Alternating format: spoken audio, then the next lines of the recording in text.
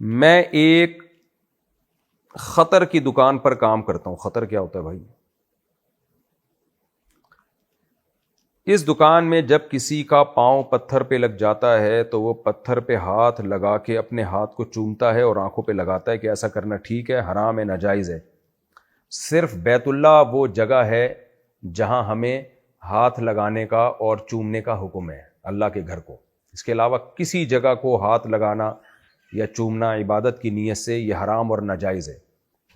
اگر عبادت کی نیت سے ہو تو حرام ہے، اور اگر کسی پتھر کو آپ چومتے ہیں صرف تعظیم کی نیت سے تو بدعت ہونے کی وجہ سے ناجائز ہے.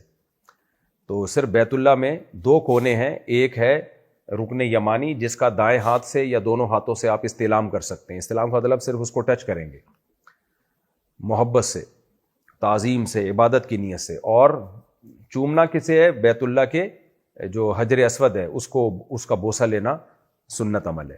باقی ملتزم سے چمٹنا دائیں رخسار رکھ کے وہ بھی سنت ہے، وہاں دعائیں قبول ہوتی ہیں. تو باقی بیت اللہ، یہ تو کسی اور جگہ کو آپ بیت اللہ جیسا مقام دے رہے ہیں، اس لیے حرام ہے، ناجائز ہے، یہ بند کریں دھندا یہاں سے.